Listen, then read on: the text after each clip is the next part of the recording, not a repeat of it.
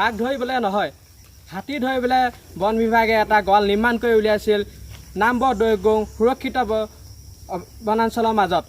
যি দেখিবলৈ পোৱা আছে মই কেমেৰা পাৰ্চনে দেখাব, নামবৰ দৈগং বনপতি সুৰক্ষিত বনাঞ্চলত এটা হাতী ধৰিবৰ কাৰণে যি গড়াল নিৰ্মাণ কৰি উলিওৱা পৰিলক্ষিত হৈছে যে গোলাঘাট বন বিভাগে। যে মৰঙি মৌজাত হাতী মানুহৰ সংঘাত ৰোধিবৰ বাবে গোলাঘাট জিলা বন বিভাগে সাজি উলিয়াইছিলে এটা গড়াল। এই গড়াল দেখিবলৈ পোৱা গৈছে আজি এনেদৰে পৰি থকা পৰিলক্ষিত হৈছে। কোনো ধৰণৰ হাতী মানুহৰ সংখ্যা ৰোধ কৰা ব্যৰ্থ দেখিবলৈ পোৱা গৈছে গোলাঘাট বন বিভাগ। মোৰ সৈতে এজন দাদা আছে, দাদাৰ পৰাও জানো আহকচোন। হয়, দেখিবলৈ পোৱা গৈছে নামবৰ দৈগং অভয়াৰণ্যৰ মাজত যে হাতী মৰঙি মৌজা হাতী মানুহৰ সংখ্যা ৰোধিবৰ বাবে এনে গড়াল নিৰ্মাণ কৰা পৰিলক্ষিত হৈছিল।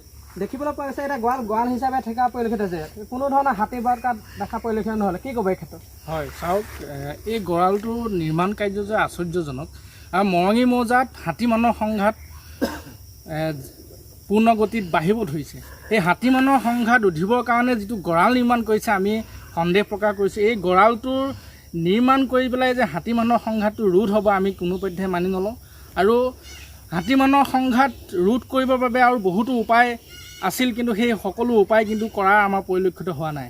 এই গড়াল নিৰ্মাণৰ জৰিয়তে হাতী মানুহৰ সংঘাত ৰোধ কৰিব বুলি আমি কোনোপধ্যেই মানি ল'ব নোৱাৰোঁ। খৰচ কৰি হাতী গড়ালটো নিৰ্মাণ কৰা হ'ল, জিলা বন বিভাগে থৈ দিয়ে নিৰ্মাণ কৰা পৰিলক্ষিত হ'ল। আজি তেওঁলোকেতো দেখিয়ে নাপালোঁ দেখোন হাতী মানুহৰ সংঘাত ৰোধ কৰাতহে দিনক দিনে বাঢ়িহে গৈছে। কি ক'ব? হয়, এই লাখ লাখ টকা